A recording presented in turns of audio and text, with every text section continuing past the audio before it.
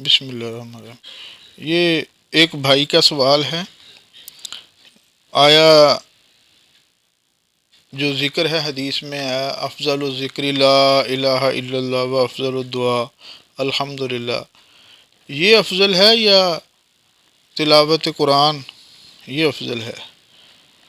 بھائی اس میں تفصیل ہے، آپ کی بات بھی ٹھیک ہے، حدیث ہے یہ کہ لا الہ الا اللہ یہ افضل ذکر ہے اور الحمدللہ یہ افضل دعا ہے، لیکن یہ بھی ائمہ کے نزدیک، فقہا کے نزدیک، مفسرین کے نزدیک ہے کہ جو تلاوت ہے قرآن پاک کی تلاوت، یہ عبادات، فرضی عبادات کے بعد نوافل میں سب سے بہترین عبادت جو ہے وہ تلاوت قرآن پاک ہے۔ اب تلاوت قرآن پاک چونکہ کلام اللہ ہے اور اللہ کے کلام کو پڑھنا اور اس سے اپنی زبان کو، اپنے دل کو، آنکھوں کو تر و تازہ رکھنا، یہ بلا شبہ تمام اذکار سے افضل ہے۔ ہاں کچھ وقتی اور کسی کام کے شروع میں یا اختتام پر جو اذکار ہوتے ہیں یا دعائیں ہوتی ہیں، وہ اذکار اور وہ دعائیں جو کسی موقع پر پڑھی جاتی ہیں وہ تلاوت کلام پاک سے بھی افضل ہوتی ہیں۔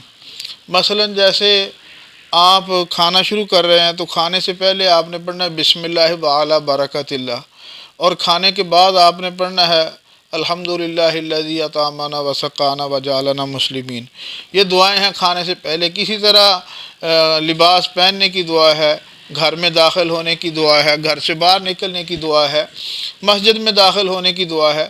جو کسی کام کے آغاز، شروع یا کچھ امور پر دعائیں ہیں، ان کا پڑھنا اس موقع پر وہ تلاوت سے بھی افضل ہے۔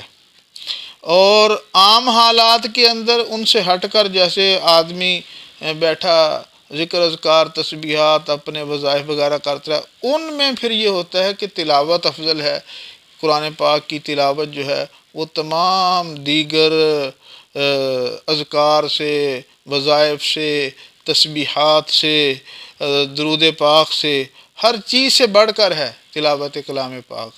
لیکن جو وقتی چیزیں میں نے بتائی ہیں کہ کچھ دعائیں ہوتی ہیں اور کچھ اذکار ہوتے ہیں، وہ کسی کام کے شروع میں یا کسی کام کے اختتام پر، یا کچھ جیسے اگر ہم حج پر جائیں تو وہاں احرام باندھنے کے بعد وہ تلبیہ پڑھتے ہیں لبیک اللہم لبیک لا شریک لک لبیک۔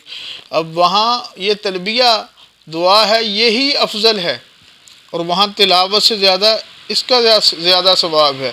اور اسی طرح کھانا کھانے سے پہلے ہم پڑھیں گے بسم اللہ وعلی برکت اللہ، یہاں یہی افضل ہے۔ اور یہاں اگر ہم سورۃ فاتحہ شروع کر دیں یا والعصر یا کوئی اور سورت پڑھیں، بلا شبہ وہ قرآن ہے، ثواب ہے، لیکن جو وقتی اور کسی کام کے شروع یا اختتام پر جو اذکار اور دعائیں ہیں جو نبی پاک صلی اللہ علیہ وسلم سے مروی ہیں، وہ وہاں افضل ہیں۔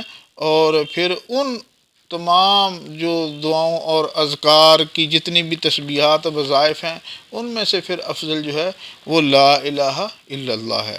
اور لیکن یہ بھی یاد رکھیں کہ ان تمام سے بڑھ کر جو ہے وہ پھر تلاوت کلام پاک ہے۔